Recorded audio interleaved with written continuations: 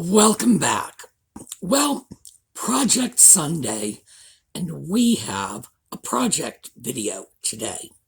Now, we are not going to complete this. In fact, we are probably only going to do the very first step. But this is a project that will ring a bell for some of you. Oh, by the way, here it is. Because this is a project we did before, and it's come back to us. So, when we get back, I will explain it all, and we will take a look at the project.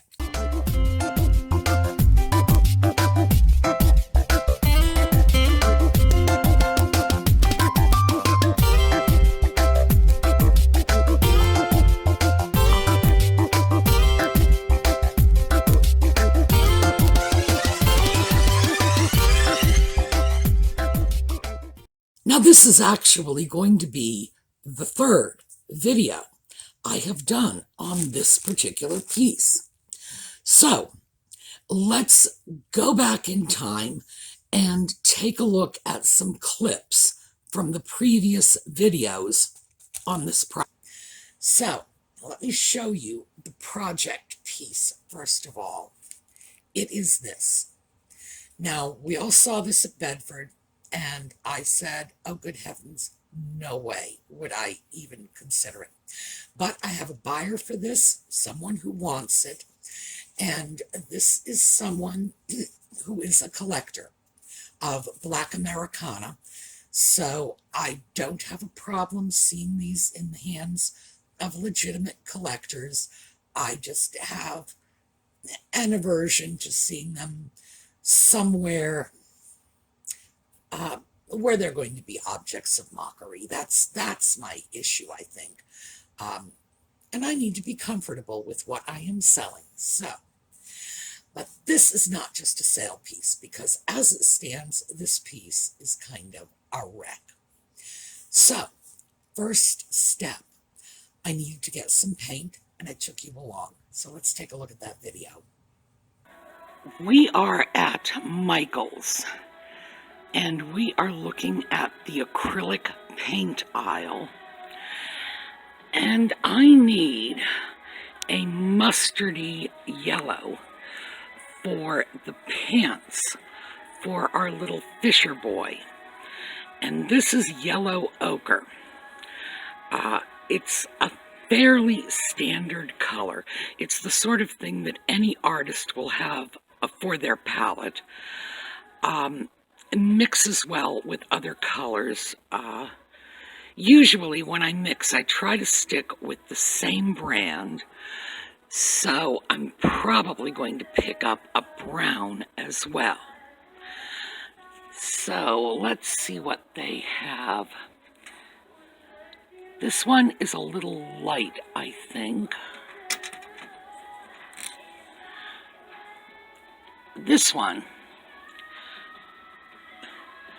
This is called Coffee Bean, and I think between the two, I'm probably going to be able to get a good version of that mustard for the little Fisher boy's pants.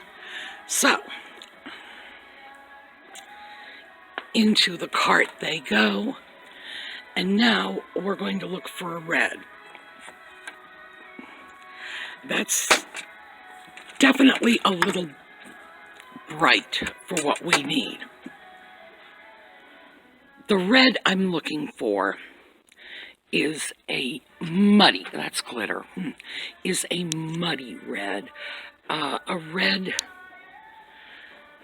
that I can probably muddy up.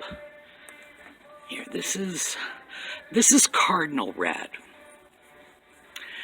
It looks muddy through the bottle, but in fact cardinal red, as the name suggests, is a very red red. So maybe a little of the brown mixed in with this will give me the color I'm looking for. As for the rest of the colors, well, we need brown for the stump, and we've got our brown already. and we need black. So I have black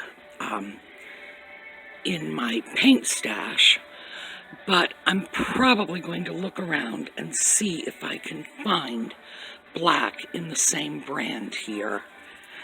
And this is pure black. And we're going to use that to darken our colors, do a little highlighting on our stump, and the boy's face is going to be painted out in this color. We are not using this red for the boy's lips, which would have been a fire engine red, but I have that already in my paint stash.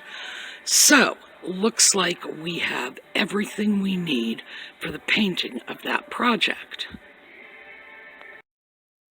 Well, these are the paints that I got for this project. So, I got them right here, and I'm going to hold them up so you can see. This is the color I am choosing for his pants. It's not exact. This appears a little lighter to me, but I got no, wrong one. That's red. Brown paint so that I can mix and darken it up a little if I need to. I may not. I may just go with this color because it's actually pretty close. The red, even though this looks like a dull red, yes, all right, I'm sorry, I realize you're back. It looks like a dull red. It's probably going to be a little too red to be a good match for this. And I want to keep the original colors as much as possible. In part because I have seen these redone. I have seen them produced because this is a chalkware piece with concrete poured into the base to give it weight and stability. But the surface is all chalkware. So they have the molds, and they are still currently making pieces like this. The modern pieces I find garish, frankly. And we want to try to keep the original colors. So my red is probably going to get mixed with a little black to darken it up. Because even though, like I said, this looks like a good match, this is actually cardinal red, which means it is much closer to this color. And we don't need that.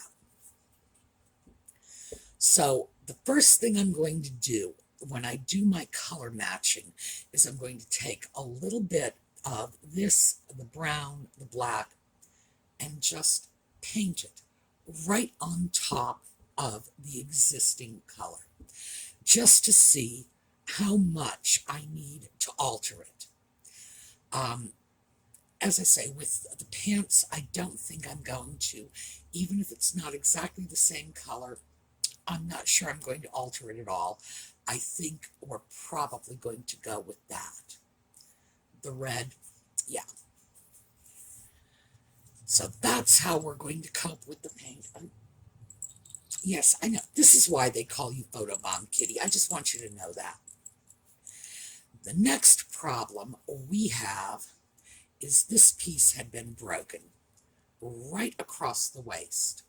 And this is the glue that has been seeping out of the cracks.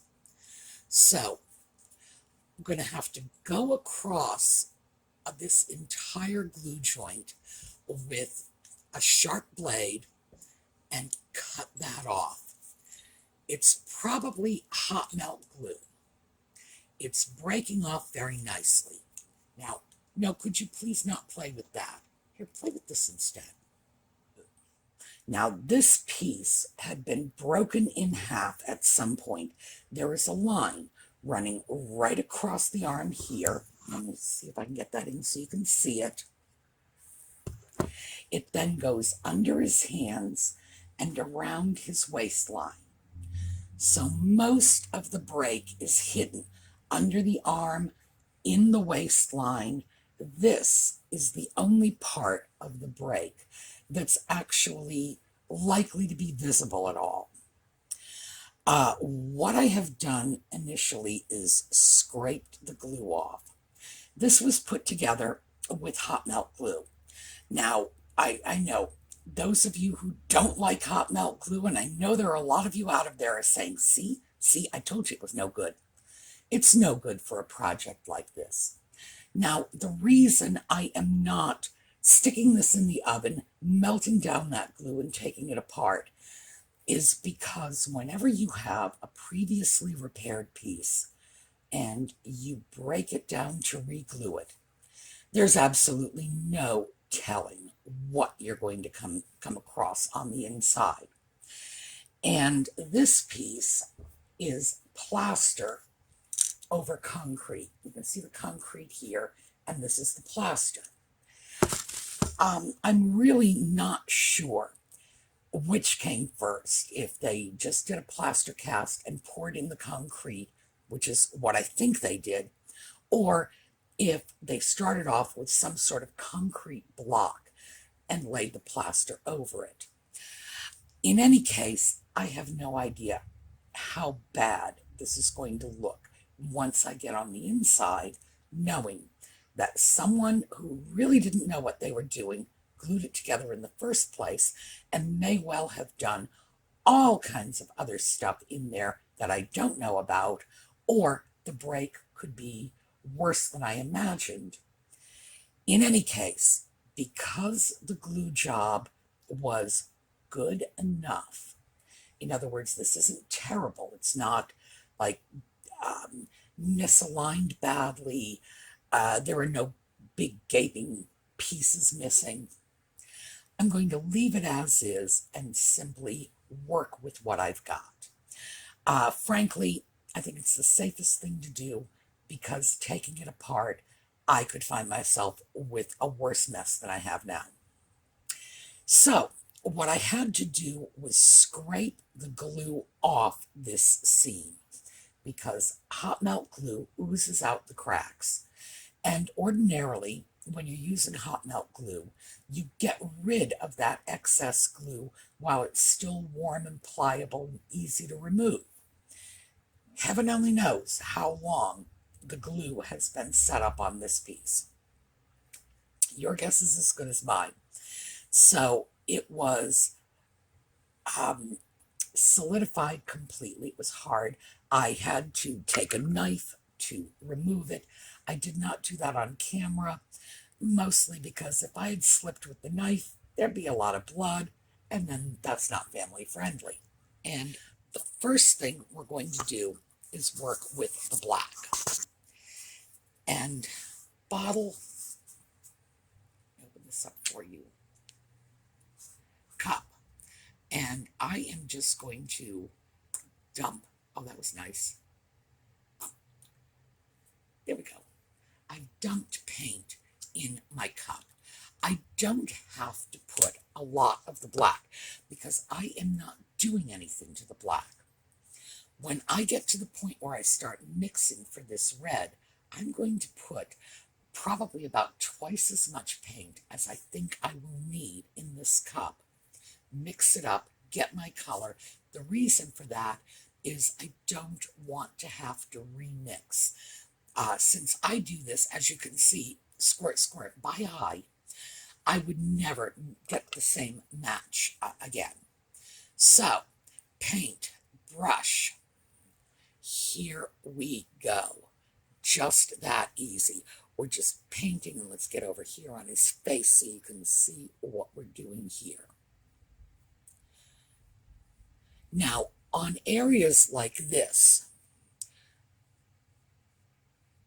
where, as you can see, there's a good black undercoating, I want to get paint all over it. In other words, I want to completely repaint all of the black. But the fact is, doesn't take much to cover the plaster. And that's because, in effect, we've got a first coat on the piece already. So I'm going to stop here, paint up the black. Oh, and very quickly, you see his, let me get that in there. Okay, can you see his eyes? There's a little tiny bit of white, which I forgot to bring out. I will bring out some white and show you. I am not going to be too picky about going around the eyes with the black. The reason for that is I'm going to repaint that white regardless. So I can be as sloppy as I want, as long as I'm doing a decent job, getting good coverage, and I want a nice finish to it. In other words, I don't want a lot of brush marks. I don't want any drips or spills. I just want a good, even coverage. A large brush like this will let me do it very, very quickly. All right, we are going to break for a moment and come back when this is all black. So here is our little boy painted. The stump is painted. His feet are painted. And he is sitting on a paper plate, by the way, just so there are no drips. This area right across here that I was expecting would be somewhat noticeable actually isn't. This has been a lucky break. So next up, because I like to work from larger areas to smaller areas, is my brown. And as I mentioned before, my brown is a little dark for this stump. So there's a nice dollop of brown. Audie, by the way, is right at my feet. And every time I turn my back on him, he reaches up here to grab one of these bottles and play with it. I have a feeling that this is not going to be a good day for a cat. So we've got a little bit of this, which is lighter. And I am just mixing this, however I feel like. There's no rhyme or reason in this.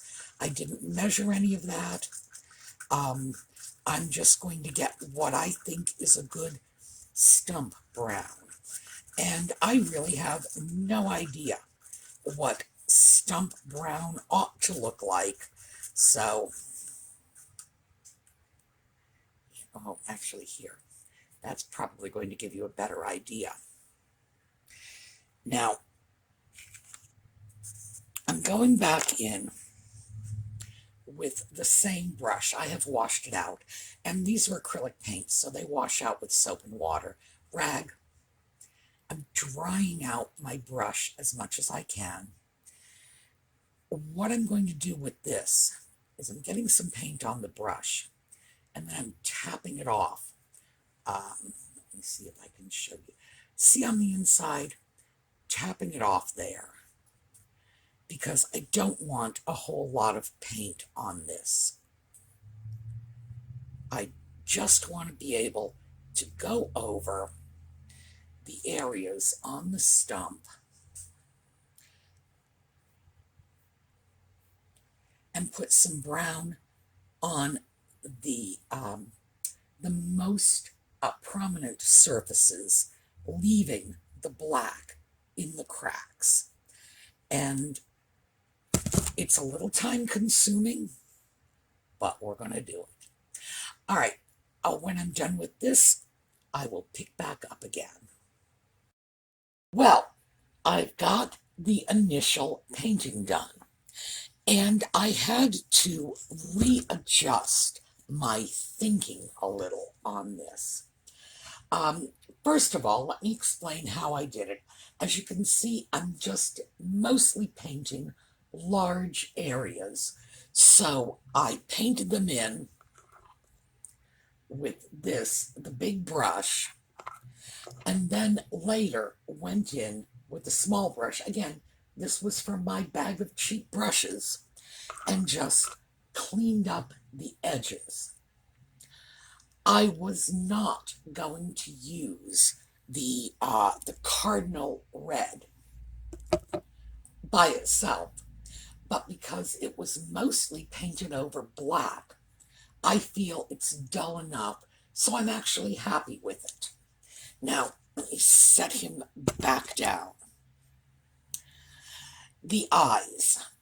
And I get a lot of questions about that because that's one of the things you do when you're painting dolls. You end up painting dolls' eyes. If you will recall, this eye, his right eye, no, his left eye. I can't even tell my right from my left anymore. Sign of old age. His left eye, I had overpainted a lot. And there was some overpainting on the right eye too. Because this is a molded piece, things like eyelids and eyeballs are all kind of molded in. And when it was originally painted, the paint didn't always match up. So I let the black go anywhere it wanted to go, and then filled in white eyeballs. This is a heavy body paint. Basically, same thing, acrylic, just this one is a thicker paint. So I needed a thicker paint because I was painting white over black. Now, with a thinner paint, it could have taken me as many as 3 or 4 coats. With a thicker paint, it was a lot easier. And I did the same thing that I did before. I overpainted. I painted the eyeball area, took in a little bit of the eyelids, and then went back. And this is not even a very small brush. I mean, look at that. That's not... I couldn't paint a Barbie with this brush, let me put it that way. So you really don't need a super fussy, super fancy, tiny brush, even something like this. Went in with the black and reshaped the eyes by painting around the sculpted eyelids. Then I had to put in the little dot eyeballs. And this is very much what the original eyeballs looked like. The white eyes, black dots. The way I did that was also with this brush, put it in black paint and just dotted it on. I did not try to paint it. I pounced it in a little circle. With some dolls that I have done, in order to get a round black eyeball like this, and this works with dolls with small heads, I have taken a pair of scissors and a toothpick and cut the tip of the toothpick. And I did this at a 90-degree angle. You want it perpendicular to the toothpick until that was a perfect little round toothpick of the size I needed, popped it in the paint, popped it on the doll, and that's how easy it is. So there's no skill. And please do not forget, I am blind. Honest to God, I read and write Braille. If I can do it, you can do it. Well, our little Fisher boy is back. He did not survive the postal trip to his new home. And by the way, I have no idea what is in this bubble wrap. I am just kind of hoping for the best. And the fact is, I've had him for a couple of weeks now, but I only just opened the box today. Frankly, I've kind of been fearful for what I would see in here. The post office, ever since 2020, has been having some problems. I know here, if my mail carrier takes a day off, and she had 2 days of jury duty last week, we don't get mail. It's just like, if Jesse's not here, the mail doesn't come. Now, things could be worse, I suppose, because frankly, we've had some frightening subs. But it's not the way it used to be when I was a kid. When I was a kid, the mail came every day. It didn't matter. I mean, as long as the roads were passable, the mail was coming. So I grew up in New England, and we would have snowstorms, and I had no idea how the mailman was getting through. By the way, it was a mailman in those days. No idea how the mailman was getting through, but somehow he always managed. It's not like that anymore. Now, mail is, maybe it'll show up, maybe it won't. And as you know, because I've talked to you about my mail carrier on many occasions in the past, my mail carrier is great. In fact, Jessie has already committed to helping me repackage this when it's done. We may end up double boxing it. I'm not sure. I'm just basically going to say, Jessie, what do I do to make sure we can get it through the system intact? I'm not sure what's going on. I'm really not. I'm actually lucky because, from what I understand, there are people in my area who have gone 2 weeks or longer without postal service. And the only problem seems to be staffing issues, lack of people to deliver the mail. But the upside is Jessie has promised she's not taking any more days off between now and Christmas. So hopefully reliable mail. Oh gosh, I just hope she doesn't get sick. Actually, I would feel bad if she got sick anyway because I'm crazy about her, but I don't know what's going on. That's where all of this ramble is leading. I don't know what's going on with the post office, but the rates of damage are sky high. And for the first time in my life, I am confronting the concept of no mail delivery. It's like, or not. I can't even wrap my head around that because the mail always went through. Not anymore. So, I've delayed enough. We're going to have to take this apart and see what happened to our little Fisher boy. His name is Ronnie, by the way. I had been calling him Ronnie when he was living with me prior to the restoration, because he reminds me so much of a friend of my brother's when we were all little. And Ronnie boy, all summer, that kid never wore shoes. He was just...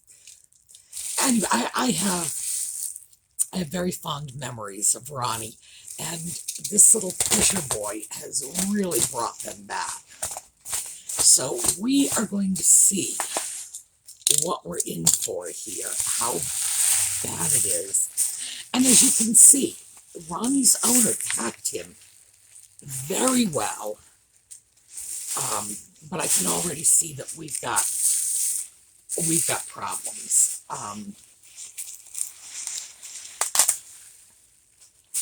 Some of the concrete, now, as you saw on the video, the little statue had a chalkware exterior and was weighted with concrete. And it seems like the concrete is sort of coming out. Oh dear, oh my. All right. Eek.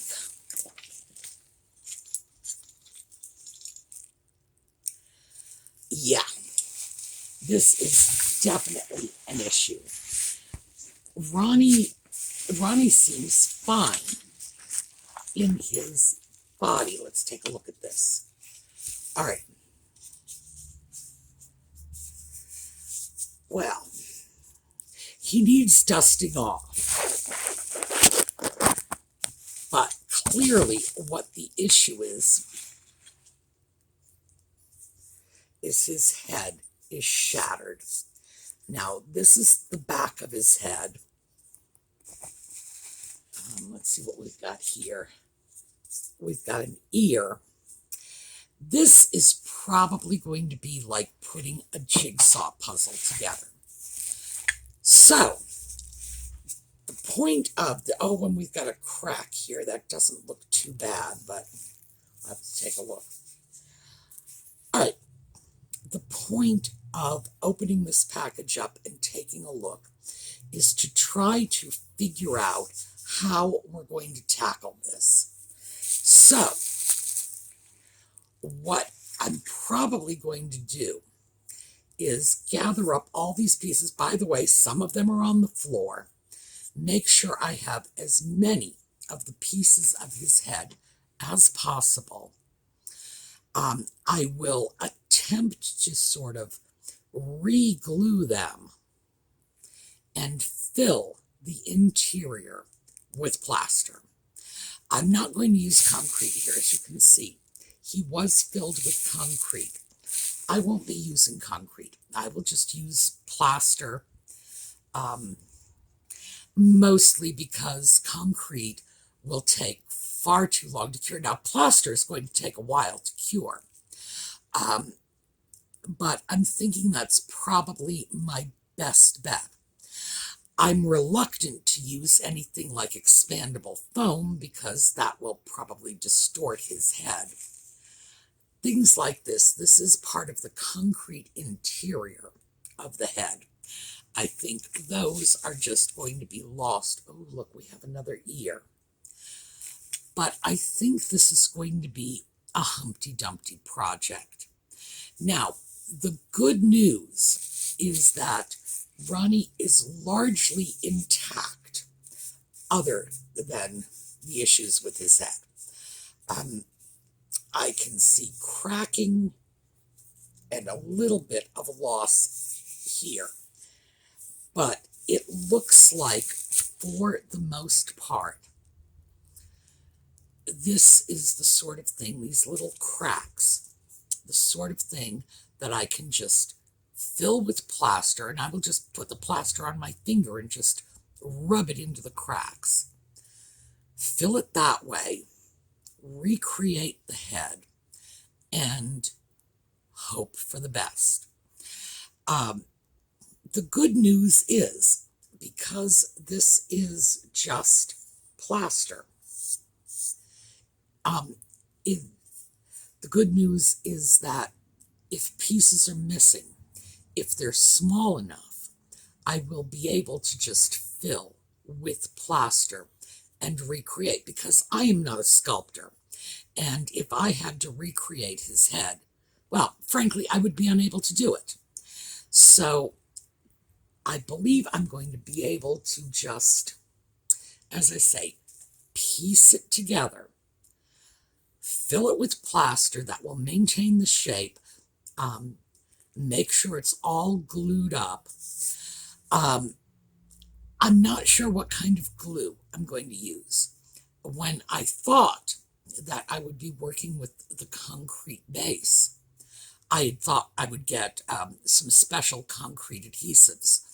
Usually they're two-part epoxies, very, very durable, good grip, and they'll hold up. In this case, I'm just going to do a little research and find out what the best glue is for plaster. It could be ordinary super glue, but we will take a look at that, and I will bring you along on the trip as we restore this, because this piece was purchased, as I mentioned in one of the earlier videos, this was purchased at the request of the collector who bought him. So this was sort of a custom job to begin with. And this is a collector of Black Americana. The item was not going to be used to in any way disparage people. This was going to go into the collection of a bona fide collector of these pieces. And Ronnie was going to have a good home. He was going to be displayed side by side with some other really lovely, lovely items. I felt so good about that. And now, of course, I want to get him back together so he can do what he was supposed to do, which was be proudly displayed in an appreciative setting. So that is where we are at. And what I hope you will take away from this is the first thing you have to do is figure out what your damage is. Because remember, when I didn't know, I was thinking in terms of the wrong adhesives. Then we are going to piece this together, but all we're doing right now is sort of assessing the damage. And, well, as you can see, we've got teeny tiny little pieces. It's going to be a challenge, but we actually got lucky in many ways. The portion of our little Fisher boy that was damaged was just his head. The whole thing could have been crumbled to pieces, and if that had happened, we might not be able to do anything with it at all. I think we got lucky, and this is probably going to be repairable. So, next Sunday, if all goes well, we will be a little further along with this, and I will be able to at least show you what direction we're going in. He will be cleaned off. As you can see, he's covered in concrete dust. He was just smashed to bits, poor little guy. Hopefully, we will have something better to show you. But you've come along with me through the whole process. You were there when I first saw the piece and said I wasn't buying it because I generally do not deal in Black Americana. Then when I went back and bought it because the collector wanted it, you saw the prep work, going to the store, buying the paint, and then the actual finished work of the piece. So this is another phase in this, and hopefully we won't be seeing him again. But I do have to say, it's going to be nice having him around for a few days. All right, that's where we are at with this. Now, the giveaways are still going on. They will be going on through the end of the year. These are our holiday giveaways. So go on over to the SueMe's Angels Facebook page. Take a look at what they've got going on over there. They're a great bunch of ladies regardless. So check in on them. And you'll be advised of how they're handling the giveaways. They're very successful at this. My track record on giveaways is poor. But Colleen, Lisa, Steph, and Karen have actually, they've got a handle on this. So with any luck at all, we're just going to have giveaways this year. All right, let's take a look at a little slideshow going out. I will see you all this evening for Just Chatting. And for those of you who are not interested in the Just Chatting, next weekend, we are going to be back to our thrifting videos, and hopefully little Ronnie will have a head on his shoulders. All right, have a terrific day, and I will see you next time.